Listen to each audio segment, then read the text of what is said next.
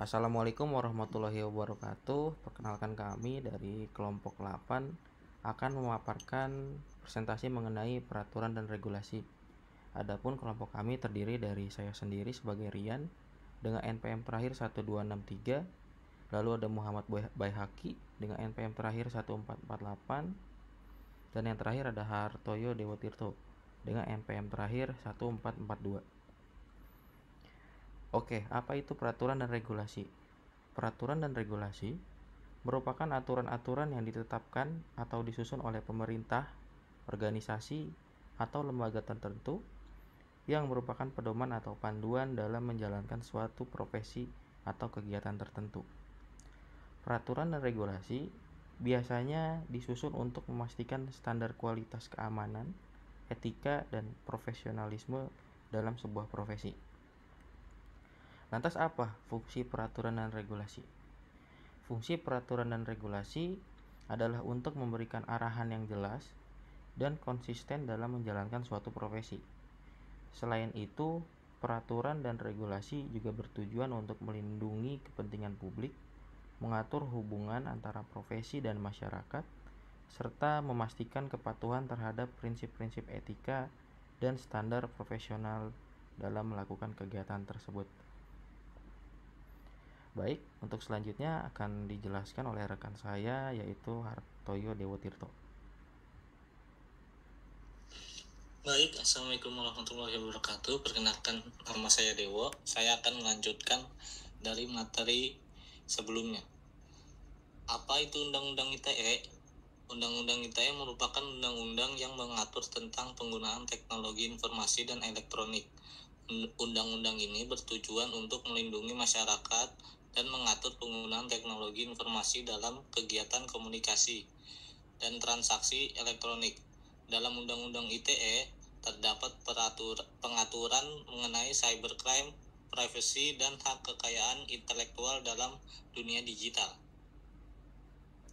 Mengapa perlu Undang-Undang ITE? Undang-Undang Nomor 19 tahun 2016 tentang informasi dan transaksi elektronik (UU ITE) diperlukan dengan alasan berikut. 1. Perlindungan data privasi. UU ITE merupakan kerangka hukum untuk melindungi data pribadi dan privasi pengguna internet. Hal ini diperlukan mengingat pesatnya pertumbuhan penggunaan internet dan pertukaran informasi secara daring. Yang kedua, penegakan hukum dalam dunia digital. UU ITE memberikan dasar hukum bagi penegak hukum untuk menindak tindak pidana yang terjadi dalam ranah digital, seperti kejahatan komputer, penipuan daring, pencemaran nama baik, dan lainnya. Dan yang ketiga, perlindungan terhadap korban cyberbullying dan cybercrime. UU ITE itu juga mencakup perlindungan terhadap korban dari berbagai tindakan cyberbully, penipuan, dan ancaman yang terjadi secara daring. Manfaat Undang-Undang ITE. Pengaturan transaksi elektronik menetapkan pedoman untuk melakukan transaksi secara elektronik termasuk penggunaan surat elektronik, tanda tangan elektronik, dan transaksi lainnya yang dilakukan secara online. Perlindungan data pribadi. Undang-Undang ITE memberikan kerangka kerja untuk melindungi data pribadi individu dari penyalahgunaan dan penggunaan yang tidak sah. Pencegahan kejahatan cyber. Mengatur tindakan kriminal yang terkait dengan penggunaan teknologi informasi dan memberikan dasar hukum untuk menindak pelaku kejahatan cyber seperti hacking, penipuan online, pencemaran nama baik, dan kejahatan lainnya di dunia maya. Tujuan Undang-Undang ITE. Yang pertama, meningkatkan efektivitas dan efisiensi pelayanan publik. Yang kedua, memberikan rasa aman, keadilan, dan kepastian hukum bagi pengguna dan penyelenggara teknologi informasi. Yang ketiga, mencerdaskan kehidupan bangsa sebagai bagian dari masyarakat informasi dunia. Yang keempat, mengembangkan perdagangan dan perekonomian nasional dalam rangka meningkatkan kesejahteraan masyarakat. Yang kelima, membuka kesempatan seluas-luasnya kepada setiap orang untuk memajukan pemikiran dan kemampuan di bidang penggunaan dan pemanfaatan teknologi informasi. Apa saja yang diatur di dalam Undang-Undang ITE?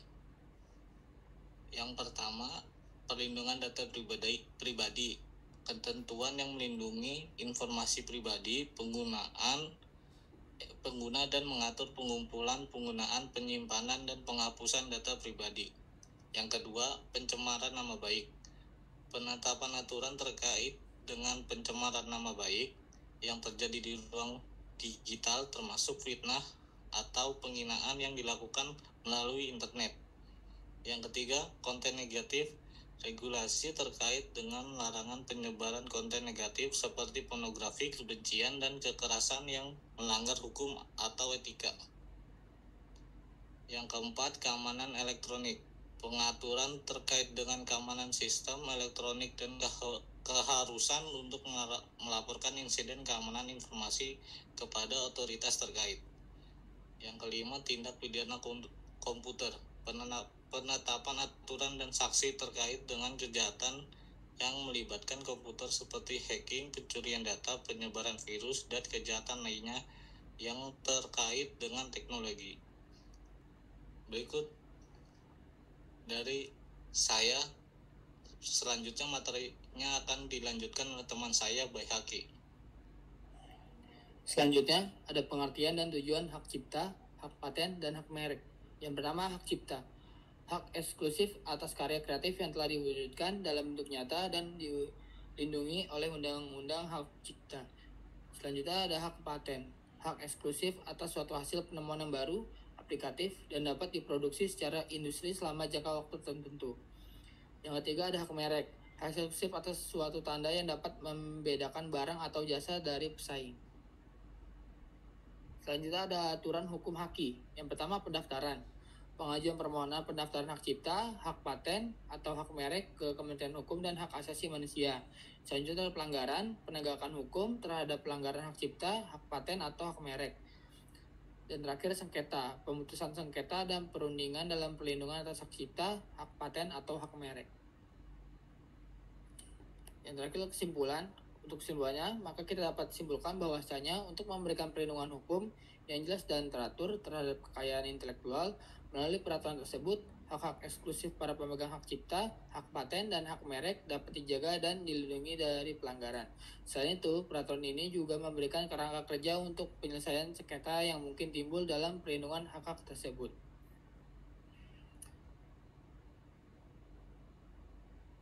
Untuk selanjutnya, saya berikan kepada teman saya, Rian. Baik, alhamdulillah materi pemaparan sudah selesai disampaikan. Saya ucapkan terima kasih juga terhadap teman-teman yang sudah membantu menyampaikan. Mudah-mudahan apa yang kita sampaikan ini dapat bermanfaat bagi kita semua. Akhir kata, saya perwakilan dari kelompok 8 mengucapkan terima kasih dan wassalamualaikum warahmatullahi wabarakatuh.